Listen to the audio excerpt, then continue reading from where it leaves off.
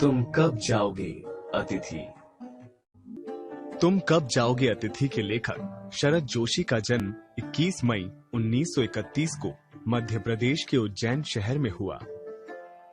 जोशी जी की प्रारंभिक शिक्षा मध्य प्रदेश के उज्जैन, नीमच और देवास जैसे विभिन्न शहरों में हुई। उसके बाद इन्होंने स्नातक की उपाधि प्राप्त की। ये कुछ समय तक तो सरकारी नौकरी करते रहे, लेकिन फिर बाद में इन्होंने लेखन को ही आजीविका का साधन बना लिया। इन्होंने व्यंग लेख, व्यंग उपन्यास, व्यंग कॉलम के अतिरिक्त हास्य व्यंगपूर्ण धारावाहिकों की पटकथाएं और संवाद भी लिखे हैं। हिंदी व्यंगकारों में शरद जी का बहुत ऊंचा स्थान है। शरद जोशी की प्रमुख कृतियां हैं परिक्रमा, किसी बहाने, जीप पर सवार इल्लियां, तिलिस्म, राह किनारे बैठ, दूसरी सतह, प्रतिदिन। साथ ही इन्होंने 2 व्यंग नाटक और एक उपन्यास भी लिखे हैं। सन 1990 में इन्हें पद्मश्री पुरस्कार से भी सम्मानित किया गया। इन्होंने अपनी व्यंग रचनाओं में समाज में पाई जाने वाली सभी विसंगतियों का बेबाक तरीके से चित्रण किया है। पाठक इस चित्रण को पढ़कर चकित भी होता है और बहुत कुछ सोचने पर विवश भी होता है। शरद जोशी जी ने अपनी कहानी तुम कब जाओगे अतिथि में ऐसे व्यक्तियों की खबर ली है जो अपने किसी परिचित या रिश्तेदार के घर बिना कोई सूचना दिए चले जाते हैं और कई दिनों तक जाने का नाम नहीं लेते, भले घर वालों को उनका टिके रहना कितना ही भारी क्यों न पड़े।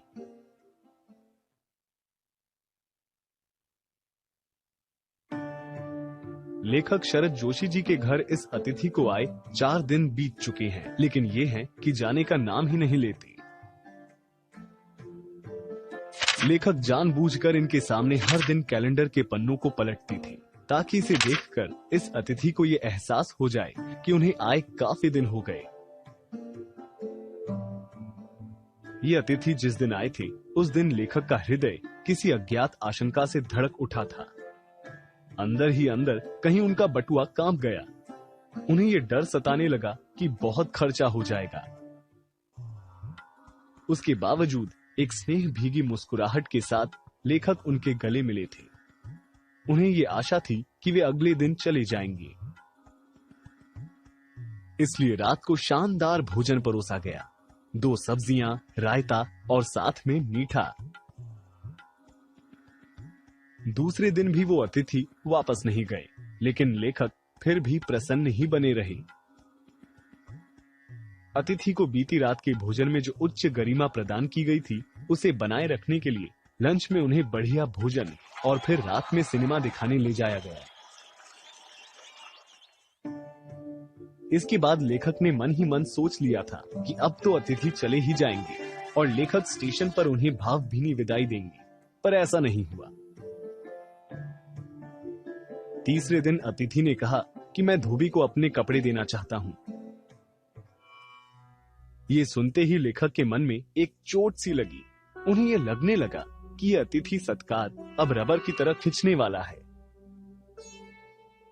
उस स्थिति से बचने के लिए लेखक ने ये कपड़े धुलने के लिए लॉन्ड्री में दे दिए ताकि ये जल्दी धुलकर आ जाएं और अतिथि जल्दी चले जाएं। अगले दिन लॉन्ड्री से कपड़े धुलकर आ गए, लेकिन अतिथि हैं कि जाने का नाम ही नहीं लेते। लेखक को पहली बार ऐसा लगा कि अतिथि सदैव देवता नहीं होता, वो मानव और थोड़े अंशों में राक्षस भी हो सकता है। लेखक के मुंह पर उन्हें देखकर जो मुस्कुराहट आई थी, वो भी अब धीरे धीरे फीकी पड़ने लगी।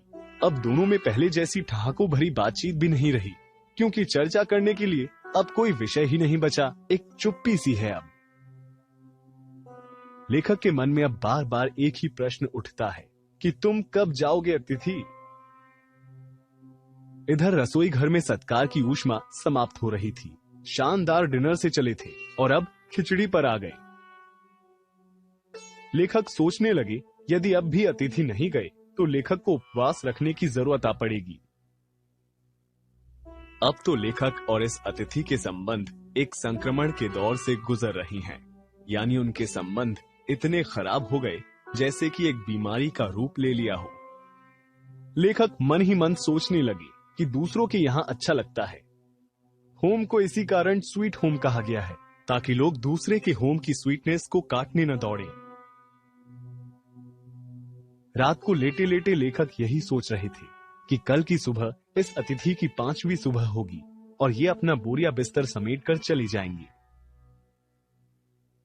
लेकिन जब अगली सुबह भी अतिथि ने जाने का नाम नहीं लिया, तब आखिर में लेखक के मुंह से एक ही बात निकली कि उफ, तुम कब जाओगे अतिथि। एक अच्छा अतिथि वही होता है जो पहले से अपने आने की सूचना देकर आए और 1-2 दिन मेहमानी करा के विदा हो जाए।